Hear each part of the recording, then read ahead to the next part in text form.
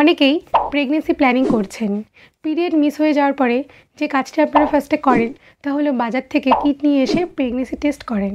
কিন্তু যে ভুলটি আপনারা করেন তা হলো সঠিক সময় এবং পদ্ধতি না জানার জন্য সবসময় সঠিক রেজাল্ট পান না। তখন হয়তো ভাবতে শুরু করেন এবার হয়তো মা হতে আর পারবেন না। কিন্তু হতাশ হবেন না। আমার এই আজকের ভিডিওতে আমি সেই সমস্ত বিষয়গুলি তুলে ধরার চেষ্টা করব। আজকে আপনাদের সাথে যে বিষয়গুলি নিয়ে আলোচনা করব তা হলো প্রথমত আমরা প্রেগনেন্সি টেস্টিং কিটে কী বিষয় মেজারমেন্ট করব সেটা। দ্বিতীয়, পিরিয়ড মিস হয়ে যাওয়ার পর কতদিন পর এবং কিভাবে কোন পদ্ধতিতে আমরা টেস্টটা করব। তৃতীয়, যদি টেস্টিং কিটে একটি গাঢ় দাগ আসে এবং একটি হালকা দাগ আসে তাহলে কি করব, এবং টেস্টিং কিটে যদি পজিটিভ আসে তাহলে কি করব। আমরা জানি প্রতি মাসে নির্দিষ্ট সময়ে মেয়েদের ওভ্যুলেশন হয়। এই ওভ্যুলেশনের সময় স্পার্ম এবং ওভাম মিলিত হয়ে ভ্রূণ তৈরি করে এবং এভাবেই গর্ভধারণ হয়। এই সময় মেয়েদের কিছু হরমোন রিলিজ হয়, তার মধ্যে ইস্ট্রোজেন, এসসিজি, প্রোজেস্টেরন রয়েছে। সর্বপ্রথম এই এসসিজি হরমোনটি মেয়েদের শরীর থেকে রিলিজ হয়, অর্থাৎ স্পার্ম এবং ওভামের ফার্টিলাইজেশনে 8 থেকে 11 দিন পরে ইউরিনে এবং ব্লাডে এসসিজির লেভেলটা অনেকটাই হাই হয়ে যায়। মূলত এই এসসিজি হরমোনটি প্লাসেন্টা থেকে রিলিজ হয়। এর ফাংশন হলো ইস্ট্রোজেন এবং প্রোজেস্টেরন লেভেলটাকে অনেকটাই কমিয়ে দেয়, যার ফলে টোটাল প্রেগনেন্সি পিরিয়ডে সম্পূর্ণরূপে পিরিয়ড বন্ধ হয়ে যায়। প্রেগনেন্সি পিরিয়ডের 4 সপ্তাহে এই এসসিজি লেভেলটি অনেকটাই হাই থাকে, প্রায় ডবল হয়ে যায়। 6 সপ্তাহে ট্রিপল হয়ে যায় এবং 12 সপ্তাহের পরে আস্তে আস্তে এসসিজি লেভেলটা অনেকটাই কমতে শুরু করে। সুতরাং পিরিয়ড মিস হওয়ার 10 দিন থেকে 12 সপ্তাহের মধ্যে ইউরিন টেস্ট করতে হবে, তাহলে সঠিক রেজাল্ট পাওয়া যাবে। প্রেগনেন্সি টেস্টের সময় আমরা এসসিজির প্রেজেন্সটা দেখি। যদি এসসিজি প্রেজেন্স থাকে তাহলে পজিটিভ, যদি না থাকে তাহলে নেগেটিভ। প্রেগনেন্সি টেস্ট কখন করবেন?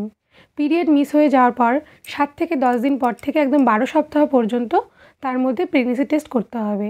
এবার যাদের ইরেগুলার পিরিয়ড তারা কি করবেন, আগের মাসে যে ডেটে হয়েছিল পরের মাসে সেই ডেটটার থেকে 7 থেকে 10 দিন পরে সেই প্রেগনেন্সি টেস্টটি করবেন, তাহলে সঠিক রেজাল্টই পাবেন।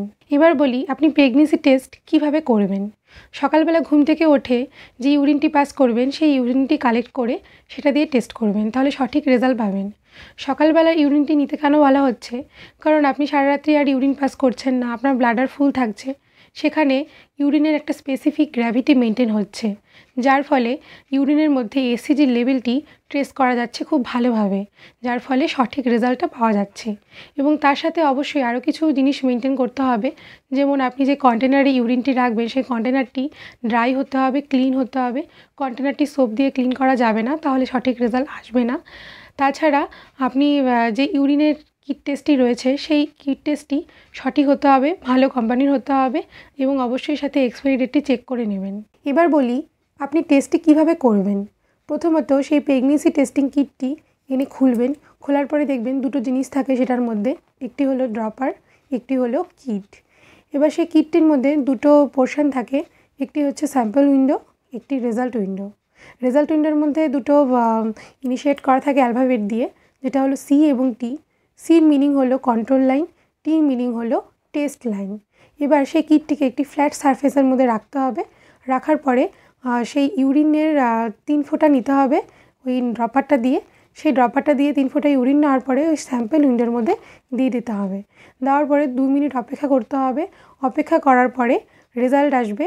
যদি সি আসে তাহলে প্রেগনেন্সি নেগেটিভ, যদি সি এবং টি দুটো দাগই আসে তাহলে প্রেগনেন্সি পজিটিভ। অনেকে আরেকটি প্রবলেমও ফেস করে থাকেন, যেমন প্রেগনেন্সি টেস্ট করলে সেখানে একটি গাঢ় দাগ আসে এবং একটি হালকা দাগ আসে। সেক্ষেত্রে আপনাকে বুঝতে হবে যে আপনার ইউরিনের মধ্যে এসসিজির লেভেলটা সঠিক পরিমাণে নেই, তার জন্য এরকম রেজাল্ট আসে। কিন্তু এটা অনেকগুলো কারণে হতে পারে, যেরকম হয়তো আপনি সকালবেলার ইউরিনটা নিয়ে টেস্ট করছেন না, বা 7 থেকে 10 দিন আগেই টেস্ট করছেন, বা সঠিকভাবে ঠিকঠাকভাবে করছেন না। তাছাড়া আপনার ইউরিনের মধ্যে যদি ব্লাড থাকে তার জন্য হতে পারে। এবার এটা নিয়ে চিন্তা করার কোনো ব্যাপার নেই। আপনি 7 থেকে 10 দিন পরে আবার টেস্ট করুন, আপনার রেজাল্ট পজিটিভই আসবে। কিন্তু এরপরেও যদি আপনার রেজাল্ট পজিটিভ না আসে, সেই একটি গাঢ় দাগ এবং একটি হালকা দাগই আসে, তাহলে আপনাকে বুঝতে হবে হয়তো আপনার ইমপ্ল্যান্টেশন বা কনসেপ্টে কোনো প্রবলেম হচ্ছে। আপনার ফিটাসের ডেভেলপমেন্ট ঠিকঠাকভাবে হচ্ছে না, খুব স্লো প্রোগ্রেস হচ্ছে, তার জন্য আপনার ইউরিনে এসিজি লেভেলটা অনেকটাই কম। এরকম যদি হয় তাহলে আপনাকে অবশ্যই ডাক্তারের পরামর্শ নিতে হবে এবং ডাক্তার বুঝে নেবে যে আপনার জন্য কোনটা সঠিক। সেই অনুযায়ী আপনাকে আল্ট্রাসোনোগ্রাফি বা টিভিএস করতে দেবে এবং সেখান থেকে আপনি 100% কনফার্ম রেজাল্ট পাবেন। এরপরে আপনার প্রেগনেন্সি টেস্টিং কিটে যদি পজিটিভ আসে তাহলে আপনি কি করবেন? অবশ্যই ডাক্তারের কাছে যাবেন। ডাক্তারের কাছে গেলে আপনাকে আল্ট্রাসোনোগ্রাফি করতে দেবে, সেখান থেকে আপনি 100% রেজাল্ট পাবেন। কেননা অনেক সময় অ্যাবনর্মাল প্রেগনেন্সি, তার জন্য ইউরিনের মধ্যে এসিজি লেভেলটা অনেকটা হাই হয়ে যায়। যেমন একটিভি প্রেগনেন্সি। একটিভি প্রেগনেন্সি কী? কারণ আমাদের ইউটেরাসের মধ্যে বেবিটা বড় হওয়ার কথা, কিন্তু সেটা যখন ইউটেরাসে বড় না হয়ে ফ্যালোপিয়ান টিউবের মধ্যে বাড়তে থাকে, তখন সেটা একটোপিক প্রেগনেন্সি হয়। এবং মোলার প্রেগনেন্সি, আমাদের ইউটেরাসের মধ্যে কিছু ফ্লুইড কালেকশন হয়ে সেখানে টিউমারের মতন হয়ে যায়। সেটাও যদি থাকে তাহলে ইউরিনে এসিজি লেভেলটা অনেকটা হাই হয়ে যায়। এই সমস্ত ক্ষেত্রে অবশ্যই ডাক্তারের পরামর্শ নিতে হবে এবং ডাক্তারের পরামর্শ অনুযায়ী অ্যাবর্শন করার কথা ভাবতে হবে, কারণ এগুলো যদি প্রপার টাইমে ঠিকঠাক করা না যায় তাহলে মৃত্যুর ঝুঁকি পর্যন্ত থাকতে পারে। সো বন্ধুরা, আশা করি এই ভিডিওর মাধ্যমে আপনি বুঝতে পেরেছেন যে প্রেগনেন্সি টেস্ট কখন করবেন এবং কিভাবে করবেন, এবং সঠিক পদ্ধতি যদি অবলম্বন করে করেন তাহলে সঠিক রেজাল্ট সবসময় পাবেন।